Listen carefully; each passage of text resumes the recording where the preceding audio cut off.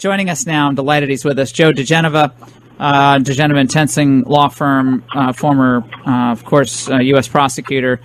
And Joe, Michael Cohen and the saga of him, he's apparently saying he fears for his life because the president has invoked his family and his relatives, has implied that they're in some type of legal trouble.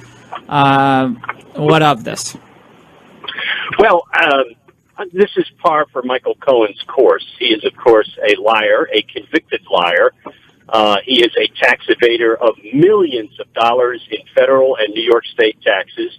He has every reason to fabricate any testimony, and he also has reasons to not testify before coming. And here's what's going to happen. Ultimately, apparently, Congressman Cummings, who is a lawyer and the chairman of a committee, doesn't realize that Mr. Cohen can take the fifth and tell him nothing.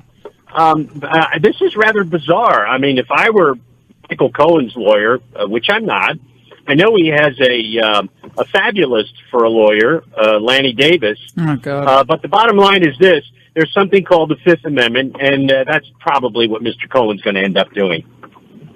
Well, again, Elijah Cummings, it was very, very adamant that this is going to happen, and other Democrats were on television this morning, urging that there be an investigation of witness tampering and perhaps obstruction of justice or something like that against the president because of the president and Rudy Giuliani's comments about Cohen's family. He should give information maybe on his father-in-law, because that's the one that people want to look at, because where does that money? That's the money in the family. And I guess he didn't want to talk about his father-in-law. He's trying to get his sentence reduced. So it's pretty sad. It's weak, and it's very sad to watch a thing like that. I couldn't care less. Was it smart for him to talk about Cohen's family at all? Well, first of all, anytime you talk publicly about someone, making that into a threat case or an obstruction case or an interfering with a witness case is an impossibility. What I might do as a lawyer and what a non-lawyer might do in the case of the president are entirely two different things. The president is a counterpuncher. He is a fighter. The Democrats in the House have announced that they're going to impeach him. And they're going to investigate his family, all of his businesses, his campaign, everything, his inaugural committee, everything he has ever done. Under those circumstances, if you don't fight back, you end up getting killed. And by the way, apropos of your comment about the Republicans, they lost the House because they didn't fight.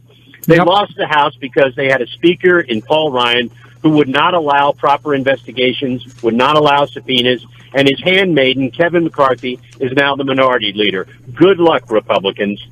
Well, I think that the problem is that the Democrats think that there's blood in the water. When they won the House, they have the reins of power in the House. They have a lot of really, really motivated freshman Democrat congressmen and women who will pretty much say anything and do anything to get on the cover of Vanity Fair or Hollywood Reporter, and they get backup from the media. So they get an enormous amount of cover from the media and the entertainment industry to advance their cause as the cool, just, moral cause for young people, which for right now, Joe, I don't see a really strong Republican answer beyond Trump's policies, which obviously are working. But where's the juice on the Republican side to fight back against the AOC-ization of the Democrat Party? I mean, where's our Alexandria Ocasio-Cortez, meaning energetic, young bomb thrower? Like, we need those bomb throwers. Yeah, I think the situation for the president is going to be very, very painful. There's going to be a lot of accusations. There are going to be committee hearings. It's going to be very ugly. We do not have a very deep bench with regard to people who are articulate, know the law, can fight back. Our people are pretty bad. A lot of the people in the Freedom Caucus are superb. They're excellent. Jim Jordan is great. Mr. Meadows, others. Ratcliffe is fantastic from Texas. But the truth is, when you have subpoena power, which the Democrats have now, you can make a lot of noise, you can cause a lot of trouble, and that's precisely what's going to happen. And that's why we are advising people who call us, take the fifth. Don't give them anything. Just take the fifth, just the way the Obama people did during all the investigations on the Hill. Just take the fifth. Invoke executive privilege, make them litigate, make them have to go get immunity, whatever it is. But you just can't cooperate with them. But, who knows what people are going to do. Yeah, well, I know even Alex Azar, as the secretary of HHS, they want to haul him up to berate him about this child separation deal. Well, look, that was Jeff Sessions' response to the border crisis, and it wasn't coordinated well, as we all know now. He's just not going.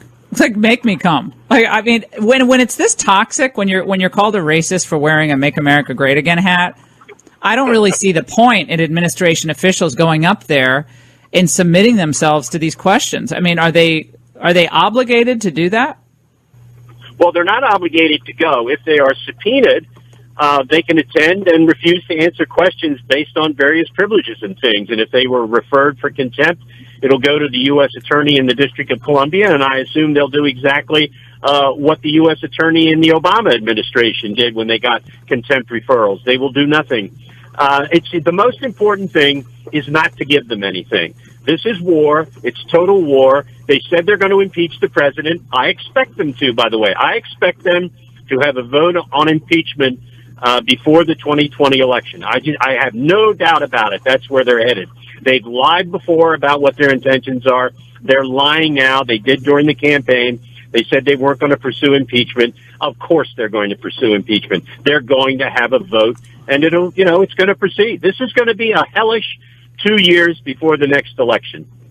What about the judges issue? I saw that they renominated a bunch of the judges from the last congressional term, and they announced a list of 52 federal judges, including the district court judges, a few judges for the Ninth Circuit, which is obviously the most liberal in the country.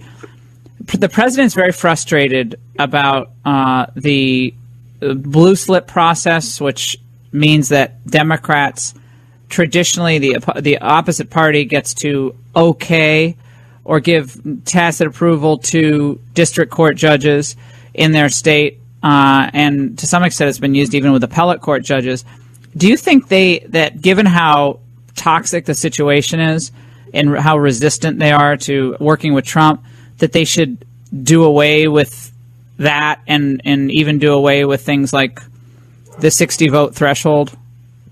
Well, I don't think there's any doubt that they're going to do away with the blue slip process because of abuse. Lindsey Graham has made it very clear that he expects them, quote, to behave, end quote.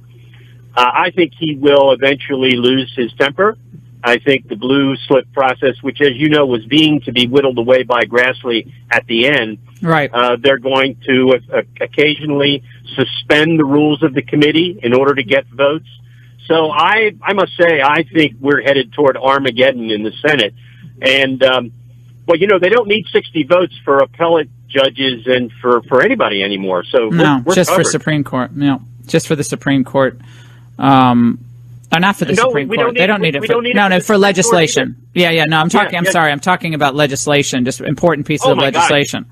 Yeah, I don't think McConnell wants to be remembered as the person who took away the 60 vote. I think he's too much of an institutionalist. And by the way, I'm not going to be critical of him for that, because what he did on the Supreme Court got fabulous. 2 members of that court. And to me, Donald Trump's election was about one thing: the Supreme Court. He's 2 out of 2, and he's going to get a 3rd before the next election. She's not going to make it.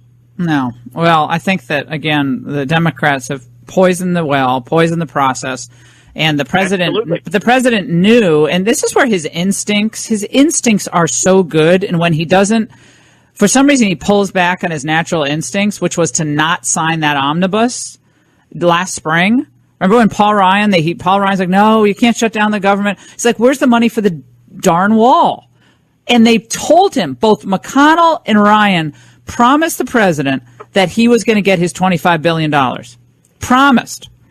And he never, of course, they didn't deliver. So the president was snookered by them. Yeah, Ryan, I have great difficulty talking about him because I believe he is a fundamentally dishonest leader. I think he harmed the party greatly, and I want to reiterate to the listeners, the reason Benghazi and other things failed miserably, besides the flake out by Gowdy, was that Ryan refused to allow Goodlatte and Gowdy and others issue subpoenas in a timely fashion. He is personally responsible for the failure of House oversight, 100%. No, and we wouldn't be in this situation if they had actually, if Ryan had actually taken up this issue of badly needed immigration enforcement and reform in the first 100 days. Correct. They should have rammed this through in the first 100 days. Rammed it through. Asylum reform, the chain migration. This stuff should have been done. But the president, I got to say, he was not well served even by his White House staff on this. They did not. Grace drives me crazy. They did not serve him well. That wall should have been funded. They should have done the asylum reform. They should have ended chain migration. They should have done immediate border turnback. If they had done that, oh my gosh, the whole world would look different today. Whole world. And they would have kept the House. Absolutely. They would have kept the House. And that's because Ryan doesn't understand what this presidency was and is about. He fought it every way. He is an unbelievable never-Trumper. His speakership will go down in history, in my personal book, as a disaster. No, it's absolutely shocking at every level. Joe, before we let you go, do you see that right now the president, his team at the White House, do they have the policy strategy, the chops to work with this divided Congress to actually move any significant legislation, or is this just going to be resistance mode for the next 2 years? I don't know the answer to that question. There's a lot of transition going on. We have a new White House counsel. He's going to be inundated with subpoenas and other things. I hope he has the staff to do it properly.